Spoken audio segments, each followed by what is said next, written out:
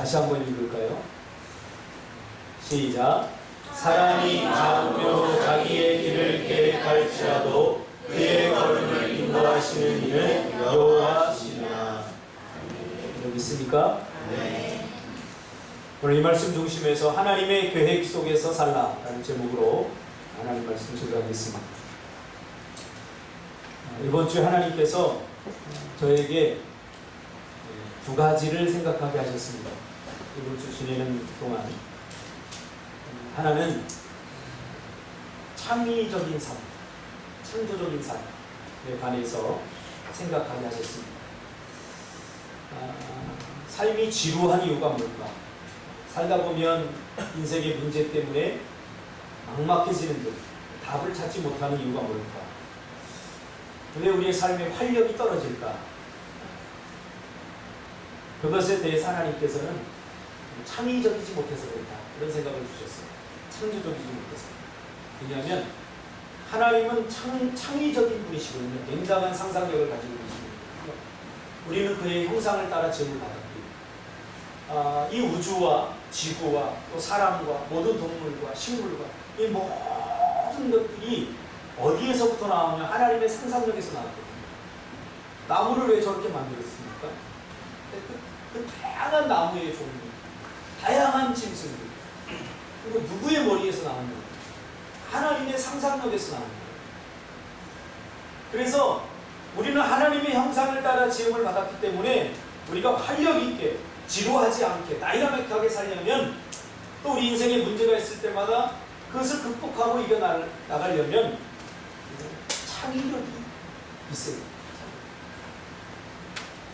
제가 상담을 하면서 많은 우리 젊은 청소년들 이렇게 만나면서 좀 답답한 경우가 있어요. 답답한 경우. 생각 이상의 것을 생각하지 못하는, 상식적이고 뻔한 것들도 그 해결책을 찾지 못하는 것들을 발견하면서, 야, 상처와 아픔들이, 다시 말하면 그 뿌리인 죄가 우리의 상상력을 막을 때가 많구나, 이런 생각을 해보았습니다. 참 하나님께서 지으신 이 모든 것들을 보면서 참 하나님은 대단한 분이시다, 엄청난 상상력을 가지고 계시다, 그런 생각을 하게 됩니다. 우리도 활력 있는 삶을 살려면 여러분 이 상상의 나래를 좀 펴시길 바랍니다. 할렐루야. 제가 가끔 기분 나쁠 때 그런 생각을 합니다. 내가 100억짜리 로또를 맞았다. 그럼 잠깐 지금 기분이 얼마나 좋은지 몰라요. 100억을 갖고 어디에 쓰지? 누구도 주고, 누구도 뭐 해서, 뭐 하고. 잠깐 동안의 상상력이지만, 그 생각이 얼마나 나를 행복하게 하는지 몰라요. 상상력을 자꾸 발휘하라고 하는 주신 거죠. 이게 쓸데없는 생각이 아닙니다. 이 죄로 말미암아 이 마음이 조금 팍팍해지면 상상력이 제한돼요. 그래서 상상 이상의 것을 생각하는 거예요. 그래서 올챙이로 끝나지 않지 않습니까? 올챙이는 개구리로 성장하는 것을 상상해야 되는 거죠. 그러니까 우리도 마찬가지입니다. 우리 인생이 막연하고 답답하고 좀 활력이 없고 무기력한 것은 상상력의 부재입니다. 하나님께서는 우리를 상상력을 가지고 우리의 삶의 문제들을 해결하라고 이렇게 우리에게 상상력을 주셨어요. 우리가 지금 쓰고 있는 많은 발명품들 보세요. 그건 처음에는 모두가 어처구니 없는 상상력에서 나온 거예요. 우리가 하늘을 날 것이라고 누가 감히 상상을 했습니까? 그러나 하나님의 형상을 따라 지음을 받은 하나님의 백성들이 새에 날아가는 것을 보면서 우리도 날 수 있다. 여기서부터 우리가 날기 시작한 거예요. 그럼 비행기를 타고 이렇게 하늘을 나르면 정말 황홀해요. 밑에 구름이 쫙 깔리는 걸 보면 그냥 뛰어내리고 싶어요. 저만 그런 상상했나요? 여러분들도 제가 비행기 처음 탔을 때를 제가 아직도 잊지 못해요. 제가 그것도 선교하느라고 한 20년 전에 사이판을 가면서 처음 비행기를 탔는데, 그 비행기 위에서 밑을 바라본 그 세상은 정말 다른 세상이었어요. 병아리가 아래에 있을 때는 상상하지 못했고 깨면 새로운 세상이 열리지 않습니다. 그러니까 신앙의 세계, 믿음의 세계도 저는 똑같다고 생각해요. 여러분 구원받은 것에 만족하지 마시고 이 구원을 누리시길 바랍니다. 하나님이 우리에게 주신 하나님의 형상이 회복됨으로 인해서 우리에게 있는 상상력들이 얼마나 우리의 삶을 풍성하게 만들지 몰라요. 생각해 보세요. 이스라엘 백성들이 갇혔어요. 뒤에는 바로의 군대가 따라오고 앞에는 홍해가 갇혔고 옆에는 산맥들이 다 막혔어요. 앞문, 뒷문, 옆문이 다 막혔어요. 그러니까 이스라엘 백성들은 상상력이 없었죠. 그러니까 뭐 어때요? 절망하는 거예요. 상상력 없이 절망하는 거예요. 낭망하는 거예요. 야, 우리가 여기서 죽겠구나. 상식적인 선에서밖에 생각을 못하는 거예요. 근데 하나님의 상상력은 뭐예요? 바다에 길을 내시는 거 하나님 할 수 있잖아요. 이거 누가 감히 상상했겠어요? 제가 이스라엘 가보니까 그 홍해 밑으로다가 바닷길을 냈더라고요. 오래전에. 1960년대에 냈더라고요. 누가 상상했겠어요? 바다 밑에 길을 내라고 누가 상상했겠어요? 이게 우리가 보통 사람들이 아니라는 거예요. 그러니까 여러분 문제가 있거나 어떤 어려움이 있을 때 상식적으로 생각하지 말고 하나님이 주신 상상력으로 여러분 그 막혔던 것을 뚫어내시기를 주님의 이름으로 축복합니다. 저도 군대에 있을 때 지옥피군부에 있어요. 지옥피군은 답답해요. 공간이 제한되어 있고 움직이니까 휴가도 있고 있다고 못 나와요. 너무나 힘든 거예요. 저는 반복적인 걸 잘 못하거든요. 반복적인 걸. 근데 6개월 동안 거기 있어야 된다고 생각하니까 앞이 막 막힌 거예요. 거기다 제가 보급병이었어요. 전체 먹을 거부터 시작해서 입을 거, 군화, 모자 다 배달을 했거든요. 그때부터 제가 택배 기사를 했었어요. 너무나 이거 생각하니까 며칠 하고 나니까 지루한 거예요. 내가 도저히 못 견디겠네. 그래서 그 상가를 제가 찾아가서 살살 제가 꼬셨죠. 이거 하루 종일 12시까지 이거 차 타고 배달하고 이거 힘들어서 못하니까 근데 나에게 하루에 한 2시간만 하자. 그럼 정말 최선을 다해서 빵빵 내고 내가 다 하겠다. 나한테 2시간만 해. 그때 이분이 자기가 평생 20년 동안 군생활하면서 너 같은 건 처음 본다. 그럼 2시간 뭐 하려고? 나도 개인적인 시간이 필요하다. 아무리 본인이 인간이 아니지만 개인적인 시간이 필요하다. 대신에 펑크나면 끝납니다. 그래서 2시간을 제가 할인을 받았어요. 뭐인 줄 아세요?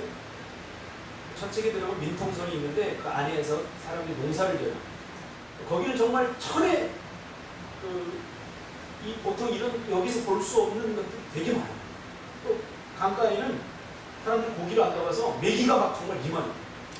제가 거기서 낚시를 했어요. 낚싯대가 없잖아요. 이렇게 게시판에 핀 있잖아요. 핀. 그걸 딱 빼가지고 위에다가 이렇게 두드려 낚시처럼 만들고 분화의 줄 있잖아요. 풀러가지고 나무 하나 풀어가지고 철책에 가면 저희 때 지금 빵을 먹지만 그때는 철책 들어가는 사람 특식으로다가 한 끼 빵을 줬어요. 그 빵을 이렇게 뭉쳐가지고 2시간 동안 낚시를 그냥 넣으면 올라가. 메기가 보통 한 15마리 이렇게 잡아. 이거 왜 했냐면 그 상관들한테 주면서 자 내가 2시간 동안 잡아 매운탕 끓여 먹고 또 동료들한테 이거 매운탕 주고 그러니까 야 저처럼 가면 메기 잡아오니까 나는 갔을 때는 메기 잡아오고 어느 날은 그냥 실컷 잠을 자 그랬어요. 이 상상력을 누가 주셨냐면 그 따분하고 지루한 군대 생활을 견딜 수 있도록 하나님이 주신 상상력으로 난 지금도 생각해요. 내가 어떻게 그런 용기를 가지고 상관을 찾아가서 그렇게 이야기를 했을까? 지금도 이해가 잘 안 돼요. 우리에게는 상상력이 필요하죠. 제가 여기까지 와보니까 사실은 친구가 없어서 외로운 게 아니고 우리의 환경, 우리가 살던 환경이 아니라서 낯설어서 힘든 게 아니라 사실은 상상력이 부족합니다. 상상력만 있으면 우리는 얼마든지 활력 있고 얼마든지 풍성하게 살 수 있습니다. 할렐루야.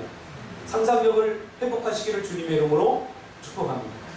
저는 이렇게 한 바퀴 돌면서 이 주위를 돌면서 지금 나무 위에다 집 칠 생각을 하고 있습니다. 제 어릴 적 허클베리 핀의 꿈, 허클베리 핀의 몸, 통서의 몸 이런 책을 읽으면서 나무에다 집을 한번 지어보고 싶다 그런 꿈이 있었어요. 근데 저는 키덜트는 아닙니다만은 한번 해보고 싶어요. 뭐 내가 목사로서 뭐 다른 뭐가 있겠습니까? 여러분들도 좀 유치하지만 이런 상상력을 가질 필요 있어요. 상상력을 갖는 것은 유치한 게 절대 아닙니다. 그래서 하나님께서는 무료하고 지루해 줄 수 있는 우리의 삶에 상상력을 회복하라 라는 음성을 지난주에 들려주셨고요. 또 하나는 두 번째 주제는 오늘 지금 함께 말씀을 나누려고 합니다. 우리 인생이 산만하지 않고 공허하지 않으려면 계획적으로 살아야 됩니다. 그래서 두 번째 하나님께서 저에게 주신 이번 주 묵상의 주제는 계획적으로 살아야 됩니다. 계획적으로 살아야 됩니다. 사람이 계획 없이 살면 뭔가 하는 일이 없이 시간이 빠르게 지나가는 것 같고 마음 한구석이 텅 빈 것 같은 허무함에 시달리게 됩니다. 왜 그래요? 계획이 없기 때문에 그래요. 하나님께서 우리 인생을 계획 속에서 살도록 그렇게 만드셨습니다. 그런데 계획은 삶의 이유와 목적이 분명할 때 발생합니다. 목적이 있어야 계획이 세워집니다. 우리도 여행을 갈 때 목적지를 딱 정하고 어디로 갈 거냐, 바다로 갈 것이냐, 산으로 갈 것이냐 이걸 정하고 나서 그 다음에 계획을 세우지 않습니까? 3박 4일을 갈 거냐, 4박 5일을 갈 거냐. 그러니까 목적이 분명할 때 그때부터 이제 계획이 시작되는 거예요. 그래서 성경은 목적 없이 사는 삶을 뭐라고 말하냐면 게으름이다 이렇게 말하고 있어요. 자문을 한번 읽어보세요. 돌조기가 문에 끼어서 왔다 갔다 하는 것을 보고 이걸 표현했거든요. 비유적으로. 보세요. 문이 왔다 갔다 하면서 돌도 이렇게 따라 그 사이에 껴서 돌도 왔다 갔다 하면 닳아지잖아요. 계속 움직이는 거예요. 근데 목적이 없어요. 우리의 삶도 마찬가지예요. 우리가 하나님께서 이 땅에 우리를 보내신 것은 분명한 목적이 있어요. 그 목적을 깨달으면 우리 인생에 계획이 나오는 거예요. 그러니까 계획 없이 사는 것은 결국 목적이 없다는 거죠. 그래서 9월 2일에 제가 우리는 목적이 분명하면 방황하지 않는다 라는 제목으로 설교를 했습니다. 오늘 본문은 뭐라고 말합니까? 사람이 마음으로 자기의 길을 계획할지라도 그의 걸음을 인도하시는 이는 여호와시다 라고 말씀하고 있습니다. 뿐만 아니라 오늘 잠언 16장에서 4번이나 이것을 지금 다루고 있거든요. 똑같은 하나를 표현하기 위해서 4가지 표현을 하고 있어요. 1절에는 마음의 경영은 사람에게 있어도 말의 응답은 여호와께로부터 나오느니라. 33절에는 제비는 사람이 뽑으나 모든 일을 작정하기는 여호와께 있느니라. 21절에 보니까 사람의 마음에는 많은 계획이 있어도 오직 여호와의 뜻만이 완전히 서리라 이렇게 말하고 있습니다. 이 말에는 우리에게는 우리 사람에게는 2가지 계획이 있다는 것을 우리가 발견하게 됩니다. 첫째로는 하나님의 계획, 둘째로는 사람의 계획이죠. 이 4가지 표현을 통해서 사람의 계획과 하나님의 계획을 나누고 있습니다. 근데 우리가 이 말을 잘 이해해야 됩니다. 결국 하나님의 뜻대로 되니까 내 뜻은 필요 없어 이렇게 생각할 수도 있어요. 그러니까 내가 어떤 계획을 세워도 결국 하나님의 뜻대로 될 거야. 그러니까 내가 계획을 세워서 살 필요가 없어. 그러니까 나는 아무것도 안 해도 하나님이 다 알아서 하셔. 이런 말이 아니죠. 오늘 본문을 잘 이해해야 됩니다. 이렇게 생각하는 것이 운명론입니다. 이미 우리의 운명은 다 결정되어 있어요. 내가 이렇게 결정하지만 하나님은 결국 이렇게 하실 거야 라고 생각하는 것이 운명론입니다. 그러니까 우리도 모르게 우리는 운명론에 사로잡혀 있어요. 이것은 아무리 내가 노력해도 바꿀 수 없어. 고칠 수 없어. 내가 발버둥치도 어떻게 할 수 없어. 라는 생각이 지배적이라면 이 사람은 운명론에 사로잡힌 사람. 이런 사람의 삶은 답답하죠. 고착되어 있죠. 힘들죠. 막막합니다. 하나님의 백성들은 성경에 보니까 창조적 운명론, 창조적 운명 잘 기억해야 됩니다. 우리는 어떤 사람들이라고요? 창조적으로 운명을 개척해 나가는 사람들. 하나님은 우리를 로봇처럼 팔, 다리까지 하나하나까지 다 움직이게 하시는 분이 아니죠. 스스로 결정하고 판단하도록 우리에게 자유를 주셔야 돼요. 그래서 사람이 창의적인 사람이 되려면, 창조적인 사람이 되려면 가장 중요한 게 뭐냐면 자유를 누려주라. 자유. 우리가 자유를 좋아하는 것 같지만 사실은 우리도 알게 모르게 자유를 주면 두려워한다는 것을 제가 알았어요. 제가 대척을 처음 하고 나서 성도들을 자유롭게 제가 양육을 했어요. 왜냐하면 그분들은 신앙생활을 오래 한 분들이기 때문에 뭐 목사가 이렇게 해라 저렇게 해라 새벽기도 나오라 기도해라 막 귀찮을 거 아니에요. 제 경험에 의하면 그래요. 자유를 줬어요. 자유를. 예배도 여러분들이 선택해서 하고 기도도 선택해서 하고 좀 자유를 줬더니 나중에 저에게 들리는 소리가 어떤 소리가 들리냐면 우리 목사님은 우리들에게 관심이 없다. 그러면서 집사님 대표를 찾아가서 이야기를 하는데 자기들을 좀 터치해달라. 뭘 일도 좀 이렇게 시키고 저렇게도 하라고 그러고 새벽기도 안 나오면 혼도 내고 좀 이렇게 하라는 거예요. 자기들은 그게 좋다는 거예요. 자유는 성숙한 사람만 줄 수 있어요. 제가 그렇게 깨달았어요. 우리가 자유를 갈망한다고 생각하지만 사실은 자유를 갈망하는 또 한편에는 자유에 대한 두려움도 사실 있어요. 저는 그것을 깨달았어요. 그러나 우리가 창의적인 사람이 되려면 자유를 받아들여요. 자유롭게 선택하고 자유롭게 판단할 수 있는 그런 성숙함이 있어요. 자유가 우리를 창의적으로 만들어요. 저도 리더스쿨을 오랫동안 우리 아이들을 이렇게 양육을 하면서 그 아이들을 딱 보면 정말 행복한 애들, 공부 잘 못해도 되게 행복한 애들 있어요. 자기 주장을 잘하고 그런 애들은 나중에 정말 뭔가 돼도 돼요. 근데 가장 중요한 게 뭐냐면 그런 아이들은 자기 스스로가 행복해요. 그러나 그렇지 못하고 뭔가 창의적이지 못하고 억압되어 있는 상태에서 뭔가 잘하는 아이들은 창의적이지 못해요. 시키는 건 정말 잘해요. 정말 잘하는데 시키지 않으면 아무것도 못해요. 계속 시켜요. 얼마나 힘들겠어요. 그냥 자꾸 시키면 나중에 뭐라고 힘들다고 해요. 힘들어. 그래서 내가 뭐라고 했어요. 알아서 하라고. 명규 집사님한테 가끔 그래요. 알아서 하는 게 좋아, 목사님은 시키는 게 좋아. 그러면 명규 집사님은 제가 알아서 할게요. 그럼 네가 알아서 못할 때는 어떻게 되지? 혼내게. 그래, 네가 알아서 못할 때 내가 혼낼게? 하고 우리가 언약을 맺었어요. 명규 집사님하고. 그래서 명규 집사님이 잘못할 때 제가 불러다가 혼내요. 우리 약속했으니까. 그러면 그거 잘 받아들여요. 이게 얼마나 좋은지 몰라요. 그러니까 이 자유가 얼마나 중요한지 몰라요. 하나님은 우리를 자유롭게 만드셨어요. 하나님의 형상입니다. 근데 이것을 가장 잘 설명한 말씀이 바로 빌립보서 2장 13절입니다. 우리를 로봇처럼 만들지 않았어요. 하나님이 우리에게 주신 의지를 가지고 건전한 생각을 가지고 우리가 선택하고 결정하고 판단하기를 해요.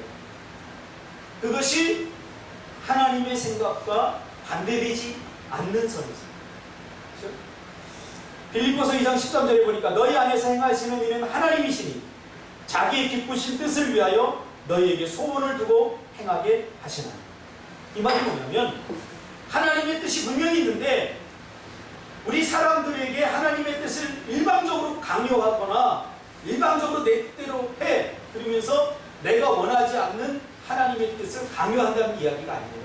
이 말은 빌립보서 2장 13절 잘 이해해야 돼요. 하나님의 뜻이 있고 이 하나님의 뜻을 우리의 마음의 소원으로 담았다. 하나님의 뜻이 우리의 뜻이 되기도 한다는 거예요. 그렇죠? 하나님의 목적이 우리의 목적이 된다는 거예요. 하나님께서 그렇게 일하신다는 거예요. 할 수 없는 것을, 원하지도 않는 것을 억지로 하게 하시는 하나님이 아니라는 사실이죠. 그런데 죄 때문에, 죄로 인해서 이 모든 계획들이 파괴되어 있습니다. 죄를 짓기 전에 하나님의 계획이 우리의 계획이었고, 우리의 계획이 곧 하나님의 계획이었습니다. 왜냐하면 하나님의 계획을 우리의 마음에 소원으로 담고 일하셨기 때문에 우리가 그것을 놓고 기도하지 않습니까? 기도도 마찬가지예요. 기도는 우리의 원투에서 시작하면 안 되고 하나님의 뜻에서 시작해야 돼요. 네, 하나님의 뜻을 우리의 마음에 소원으로 담고 기도하게 하시는 겁니다. 이것이 이방 기도와 우리 기독교의 기도의 다른 점입니다. 그래서 기도가 점점 성숙해지면서 우리는 하나님 이것도 해주세요, 저것도 들어주세요, 우리 자녀 잘 되게 해주세요. 여러분 약간 좀 필요 없는 건 아니지만 우리가 조금 더 성숙한 차원에서 생각해 본다면 이런 것들은 굳이 기도하지 않다고 하나님께 더하여 주신다고 약속해 주셨잖아요. 그렇죠? 너희는 먼저 그의 나라와 그의 의를 구하라. 그리하면 이 모든 것을 더하여 주십니다. 할렐루야. 이게 중요합니다. 근데 죄가 들어오면서 사람의 계획과 하나님의 계획이 나뉘어졌습니다. 창세기를 한번 읽어보세요. 처음에는 하나님의 목적과 하나님의 계획밖에 없었습니다. 하나님께서 만세전에 우리를 선택하시고 하나님의 계획 안에서 모든 것을 진행해 나가셨습니다. 그러나 죄를 짓고 난 후에 뭐가 나옵니까? 인간의 계획이 나와요. 창세기 6장 5절에 이렇게 표현했습니다. 여호와께서 사람의 죄악이 세상에 관영함과 그 마음의 생각의 모든 계획이 항상 악할 뿐임을 아시고. 노아의 시대를 말하죠. 노아의 시대에 아담의 후손의 계획이 항상 악할 뿐임을 알고 심판을 계획했다는 사실입니다. 그리고 창세기 8장 21절에 보니까 노아가 홍수가 끝나고 하나님께 번제를 드리자 하나님께서 노아에게 약속하는 장면이 나옵니다. 인간의 생각이, 계획이 항상 악할 뿐임을 아시고 희망을 찾지 못한 하나님은 심판하십니다. 그리고 노아와 7 식구를 살리시죠. 그리고 노아가 홍수가 끝난 다음 하나님께 번제를 드립니다. 그때 하나님께서는 노아와 언약을 맺습니다. 여호와께서 그 향기를 흠양하시고 그 중심에 이르시되 내가 다시는 사람으로 인하여 땅을 저주하지 아니하리니 이는 사람의 마음에 계획하는 바가 어려서부터 악하니라. 여러분들 이렇게 선한 척 다 앉아있지만 우리의 계획은 다 악합니다. 사실 자기중심적입니다. 이미 하나님 알고 계셔요. 알고 계셔요. 내가 전에 행한 것 같이 모든 생물을 멸하지 아니하리니. 무슨 말입니까? 너희의 생각과 마음의 계획이 항상 악하기에 거기에는 희망이 없다는 거죠. 그래서 하나님은 스스로 하나님의 완전하고 변함이 없는 하나님의 계획 속으로 우리를 포함시키겠다는 거죠. 네, 인간을 그대로 냅두면 결국 악함에서 뭐가 나와? 악에서 악이 나올 수밖에 없어요. 악에서 악이 나오면 결국 지옥이에요. 그래서 하나님께서는 인간의 이 악함을 포기하게 하고 하나님의 선한 계획으로 우리를 포함시키기를 원했던 거죠. 근데 그 조건이 있어요. 하나. 그게 뭐냐면 믿음. 하나님과의 약속을 우리가 믿어드려요. 믿음. 이것이 바로 무지개 언약이죠. 하나님께서는 다시는 물로 심판하지 않겠다. 인간의 계획이 아무리 악한다고 할지라도 물론은 내가 다시 심판하지 않겠다 하고 하나님께서 노아와 언약을 맺고 무지개를 보여주죠. 이게 무지개 언약입니다. 여러분 이게 바로 은혜 아닙니까? 결국 인간은 죄인이라서 죄를 지을 수밖에 없는데 죄를 지을 수밖에 없는 인간에게 또 죄 짓지 마. 죄를 지으면 혼낼 거야 라고 말하는 것은 이게 은혜가 아니에요. 제가 신혼 때 그걸 깨달아요. 신혼 때 가장 집사람하고 저 부딪혔던 부분이 뭐냐면 양말을 똘똘 말아서 나는 습관적으로 그렇게 하기 때문에 근데 집사람은 왜 양말을 똘똘 말아? 그리고 내가 피면서 냄새 다 맡아야 되잖아. 그럼 양말을 앞으로 벗을 때는 펴서 넣어줘, 빨래통에. 근데 남자들이 사실은 굉장히 단순해서 그 세심함까지 배려를 못해요. 벗으려고 하다 보면 때로는 자존심 때문에 지금 뭔데 이렇게 쫙 벗어갖고 똘똘 말아서 버려요. 이런 거 사실 사소한 것도 싸워요. 나중에 제가 깨달은 문제를 보면 그 다음부터는 잔소리 안 하더라고요, 집사람. 왜냐하면 저 인간이 변하지 않을 것이라고 하는 사실을 뼈저리 뼛속까지 죄인이라는 사실을 알았어요. 내가 말로 아무리 양말을 펴서 넣어라라고 해도 저 인간은 절대 변하지 않을 거다. 그러기에 집사람이 저희 은혜를 베푼 거예요. 예방적으로. 그래서 그 다음부터는 집사람이 그 냄새 맡으면서 희생하고 헌신하면서 양물을 빠는 거죠. 맞아요. 이게 바로 하나님의 은혜예요. 우리는 뼛속까지 죄인이기에 끊임없이 의심할 수밖에 없어요. 끊임없이 어겨요. 그래서 우리 인간이 선하고 착한 짓을 해서 우리를 구원한다는 불가능하다는 것을 하나님은 아셨기에 한쪽에서 일방적 사랑을 베풀지 않으면 이게 불가능해요. 우리도 마찬가지예요. 자꾸 변하지 않는 그 사람을 놓고 자꾸 변화시키려고 애쓰고 힘쓰지 마세요. 절대로 안 변해요. 제가 예언을 할게요. 내가 원하는 방식대로 그 사람 절대로 변하지 않습니다. 제가 청소년 사역 20년 하면서 깨달은 게 있는데 아이들 내가 원하는 대로 절대로 변하지 않아요. 그럼 어떻게 됩니까? 미운 짓 하는 사람도 있죠. 미운 짓 하는 사람도. 정말 재수없게 미운 짓만 해요. 그 사람을 절대로 사랑할 수 없어요. 절대로. 왜? 눈에는 계속 미운 짓만 하는 거예요. 그럼 어떻게 됩니까? 한 사람이 일방적으로 은혜를 베풀어야 됩니다. 그 사람이 사랑받을 짓을 하기까지 기다리거나 사랑받을 짓을 할 때까지 참아서가 안 돼요. 절대 그런 일이 일어나지 않아요. 그럼 어떻게 됩니까? 한 사람이 일방적으로 은혜를 베풀어서 미운 짓 하는 것도 받아들여요. 그래도 사랑. 이것이 하나님이 우리를 사랑하는 방식이에요. 예수님은 그랬잖아요. 야, 너희들 사랑받을 짓을 하는 사람을 사랑하면 누가 사랑 못하느냐? 이방인들도 다 그렇게 하냐? 생각해보세요. 여러분 준석이 사랑할 수 있어요? 매우 미운 짓만 하는데? 근데 제가 예를 드는 거야. 준석이 인상 쓰지 마. 갑자기 표정이 막 야, 너 사랑해. 뭔 느낌이?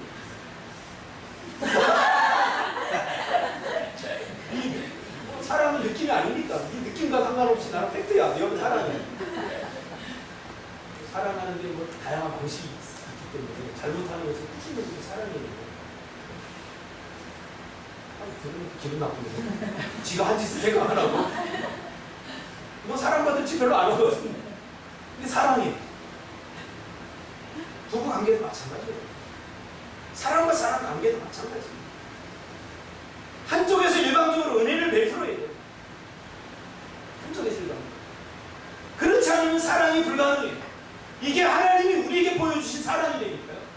우리가 뭐 잘해서 하나님 앞에 뭐 쓰임 받고 잘해서 축복받고 그런 줄 아세요? 착각하지 마세요. 우리가 지금 읽었잖아요. 사람의 생각이 항상 악한데 어떻게 하면 기도 안 할까? 어떻게 하면 하나님 속일까? 어떻게 하면 하나님 한번 눈 한번 감아주세요? 이런 생각으로 자기 중심적으로 살아요.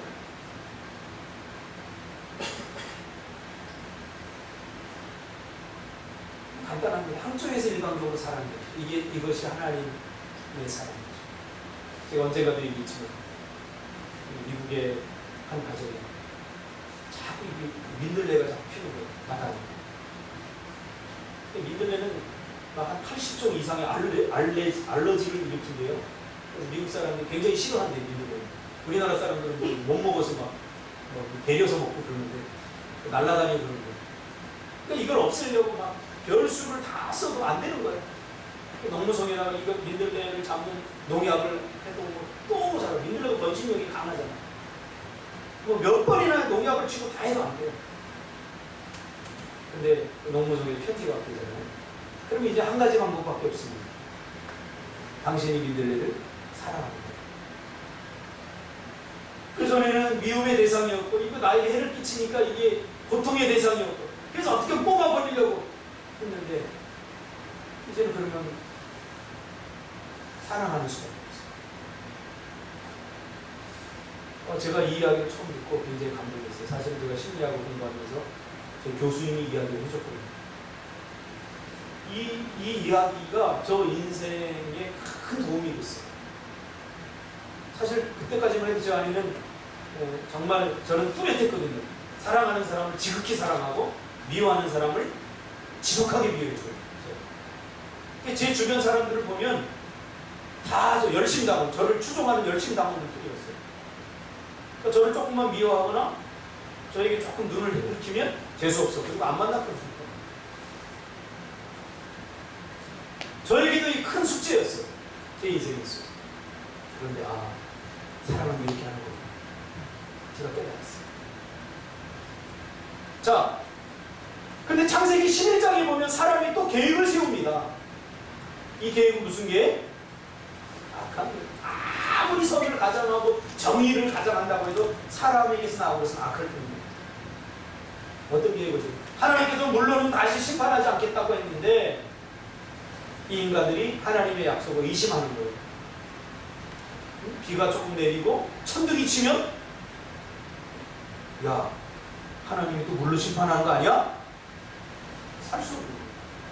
여러분 이렇게 살지 마세요. 우리가 한번 읽어볼까요? 마태복음 6장 34절 한번 읽어보시죠.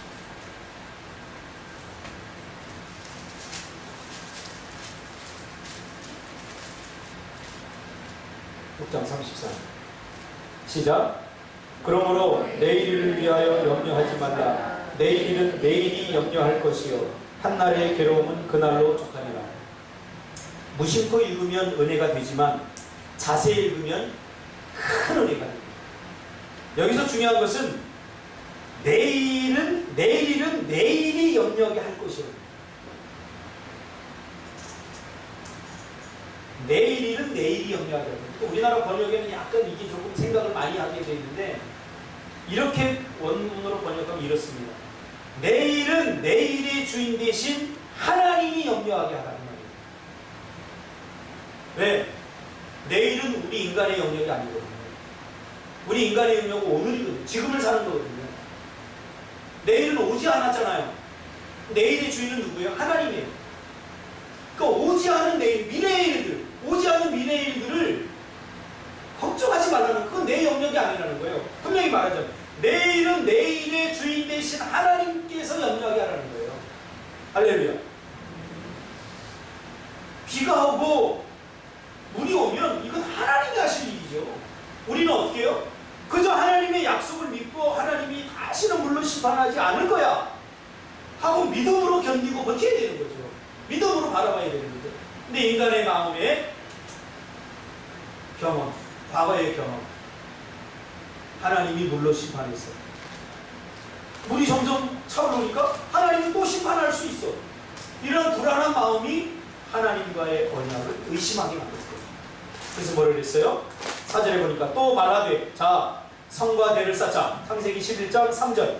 자 서로 말하되 자 벽돌을 만들어 견고히 굽자하고 이에 벽돌로 돌을 대신하여 역청으로 진흙을 대신하고. 4절 또 말하되 자 성과 대를 쌓자. 배꼭대기를 하늘에 닿게 하여 우리 이름을 내고 지면에 흩어짐을 면하자 하였다. 이게 인간의 계획입니다.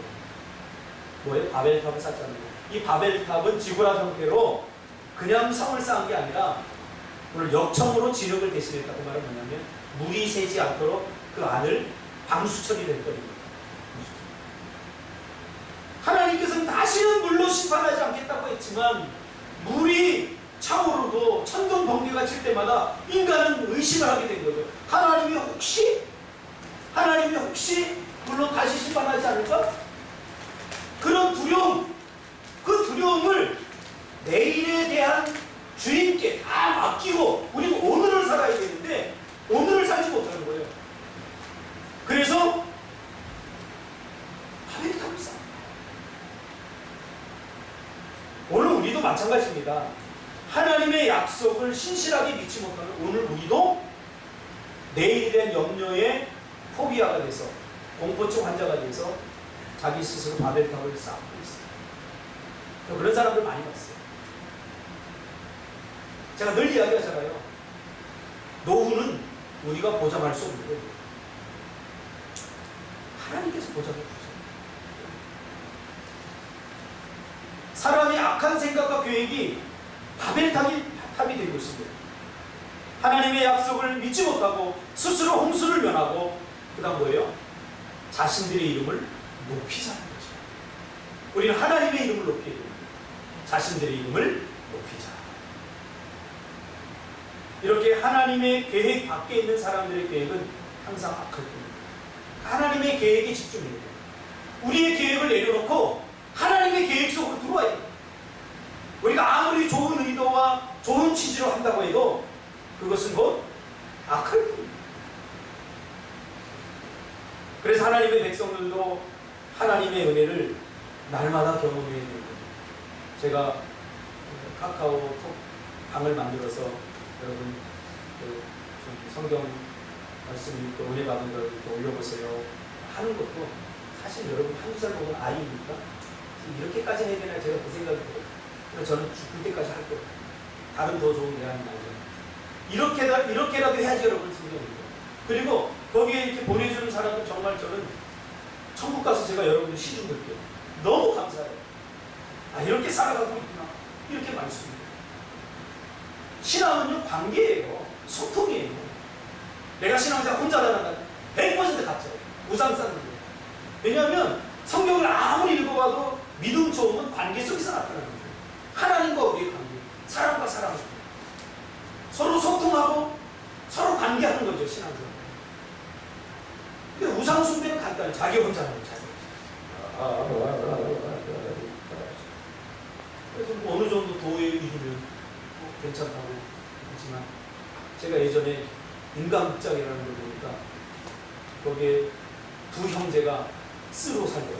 산속 깊은 곳에서 죄송합니다. 그 중한테 스님이라고 합니다.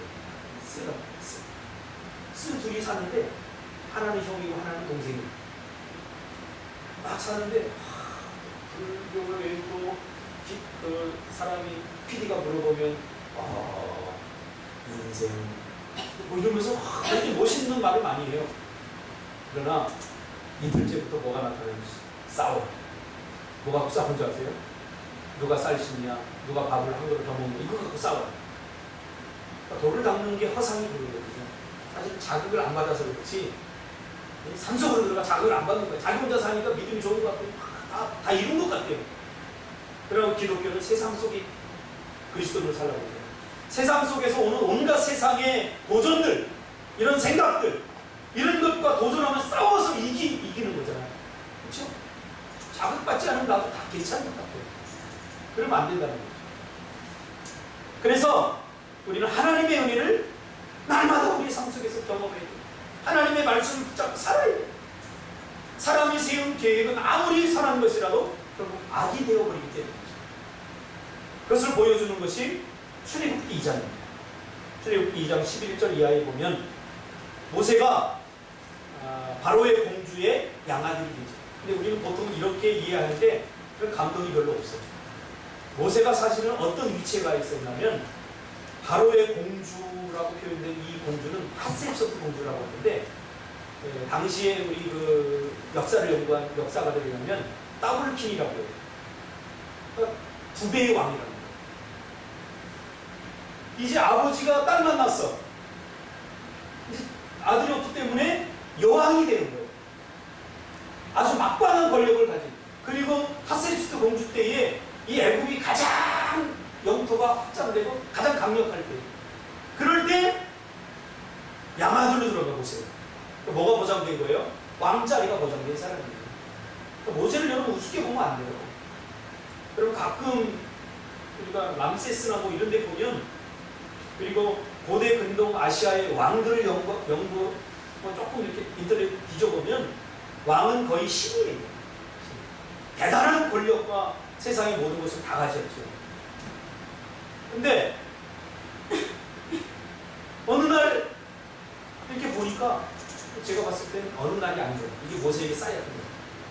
자기는 히브리 민족이라는 거 알아요. 근데 히브리 민족들이 노예로 잡혀서 애굽 사람들에게 고통당하고 맞는 것을 가슴 아파한 거예요. 그러니까 모세가 계획한 거죠. 저걸 내가 왕이 되면 꼭 바로잡을 거야. 그렇죠? 어느 날 출애굽기 2장 11절 이하에 보면 모세가 장성한 후에 한 번은 자기 형제들에게 나가서 그들이 고되게 노동하는 것을 보게 됩니다. 어떤 애굽 사람이 한 히브리 사람, 곧 자기 형제를 치는 것을 본지라 모세에게는 자기 민족을 사는 거죠. 그래서 모세는 계획했죠. 근데 이 계획이 즉흥적입니다. 그를 돌로 죽여요. 즉흥적이고 충분합니다. 모세가 만약 하나님께서 그를 핫셋수트 공주의 아들로 보내신 하나님의 계획을 알았다면 모세는 개고생하지 않았어요. 그리고 하나님의 역사는 더 왕성해질 수 있었어요. 물론 결국 하나님께서 그를 모세 이스라엘의 구원자로 사용하시지만 그 과정을 보세요. 피나는 과정 아닙니까? 생각해 보세요. 1998년도에 IMF가 오면서 우리 중산층이 몰락되면서 수많은 사람들이 죽었어요. 심리학자들이 연구했어요. 왜 이 사람들이 죽지? 못 살아서 죽은 거 아니에요. 딱 한 가지예요. 잘 살다가 못 사니까 나 이렇게는 못 살겠다. 그래서 다 죽는 거예요. 충분히 살만했어요. 남은 건 처분하면. 그래서 깜짝 놀라요. 여러분, 우리도 마찬가지예요. 우리가 어느 정도 누리다가 가난한 사람들이 절대 자살하지 않아요. 자살하는 사람들은 어느 정도 살다가 살아왔는데 밑바닥까지 가면 이렇게는 못 살겠다는 거예요. 그러니까 죽는 거예요. 그러니까 모세 보세요. 왕으로서 왕의 대를 이을 사람으로서 모든 걸 다 누리던 사람이 어느 날 갑자기 쫓겨서 광야 무디한 광야 한복판에 서서 40년 동안 개고생을 했어요. 잊혀졌어요. 40년 동안 뭐였는지 나오지도 않아요. 잊혀지는 게 얼마나 사람을 외롭게 하는지. 여자들이 나이를 먹어가면서 외로워지는 이유는 뭔지 아세요? 잊혀지기 때문에. 젊을 때는 기억하거든요, 남자들이. 보람이 이쁘다. 이뻐. 조금 지나면서 이제 슬슬 잊어가요, 남자들이. 이름도 잘 안 불려주고, 존재감도 전혀 상실해. 잊혀지는 거, 여러분 너무 힘들어요. 저도 청소년 사역을 나름대로 대도시에서 하다가 막 사람들 강사님 오셨다고 그러고 이찬수 목사님과 같이 막 썰고 하고 막 이러다가 제가 경북 예천이라는 곳에 갔어요.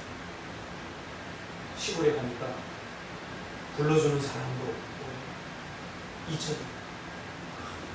나 옛날에 이런 사람 다 TV에도 나온 사람인데 다 소용없어. 잊혀지는 게 얼마나 외롭지 말이야. 근데요, 개척을 하고 나니까 그다음부터 깜깜 무슨 시기야. 아무도 불러주는 사람이 없어. 나를 기억하는 사람이 없어. 이거 얼마나 고통인지 아세요? 모세의 고통입니다. 하나님의 계획 속으로 들어가서 하나님의 계획을 알았다면 그가 이렇게 많은 시간을 낭비하지 않았겠습니다. 반면에 요셉을 보세요. 요셉은 하나님의 계획 속에 있었어요. 하나님의 계획을 알았죠. 그래서 온갖 억울한 일과 힘들고 고통스러운 일을 당해도 그는 상처받지 않았어요. 근데 나중에 뭐라고 합니까? 요셉이 형들 잘못 아니야 이거. 우리 민족을 살리려고 하나님께서 나를 먼저 보내신 거야. 하나님의 계획을 제대로 이해하고 있었죠. 요셉이. 하나님의 계획을 제대로 이해하면 여러분 상처받지 않습니다. 내 형제의 삶에 불평하고 불만하고 원망하지 않습니다. 그런데도 요셉의 형제들이 믿지 못해요. 그래서 혹시 요셉이 아버지 야곱이 살아있으니까 아버지 때문에 우리를 지금 어떻게 못하지? 아버지가 죽으면 우리를 그냥 한꺼번에 다 쓸어버릴 거야. 그래서 의심하죠. 야곱이 죽은 다음에 요셉이 그걸 알고 형제들 부르니까 형제들이 뭐래? 덜덜 떨어. 야, 이제 그때가 왔구나. 그러니까 항상 죄인은 불건전한 상상력 갖고 막막한 상상, 내가 생각해도 딱 부르니까 뭐래? 도둑이 제발 때린다고. 야, 이제 그때가 왔구나. 이제 죽는 날이 왔구나. 그때 요셉이 뭐라고요? 이제 걱정. 아버지 때문에 당신들을 죽인 게 아니다. 다시 한번 이야기해요. 이것은 하나님의 계획이었다. 할렐루야. 얼마나 멋집니까? 만약에 요셉이 하나님의 계획을 몰랐다면 개인적인 복수를 했을 거예요. 이를 싸가지고 와, 네가 나를 팔아? 그래서 복수했을 거예요. 박준석 집사님. 그러나 요셉은 하나님의 계획 속에 있었어요. 여러분, 하나님의 계획 속으로 들어오시기 바랍니다. 우리 모든 인생이 하나님의 계획 속에 있어요. 때로는 이해하지 못하고, 왜 나에게 이런 고통스러운 일, 나에게 이렇게 힘든 일, 왜 나만 이러지? 왜 나에게만? 하나님의 계획이 있어요. 그래서 그것을 통해서 하나님은 선으로 바꾸실 것이고, 그것이 곧 영광이 될 것입니다. 할렐루야. 그래서 우리는 믿음으로 순종하며 사는 것이 바로 하나님의 계획입니다. 땅에서 하나님의 계획, 나 중심적인, 자기 중심적인 계획, 결국은 다 나중에 아무것도 아닙니다. 제가 봅니다. 내 안에서 나온 육체적이고 내 열심, 내 의지에서 나온 계획은 아무것도 아닙니다. 결국 뭐예요? 하나님의 뜻만이 완전해서 하나님의 계획만이 이루어져요. 그러나 그 계획을 내가 빗어가면 모세처럼 개고생입니다. 요셉처럼 받아들일 것입니다. 모세처럼 개고생할 것입니다. 그래서 우리가 선택해야 합니다. 기도하겠습니다. 하나님,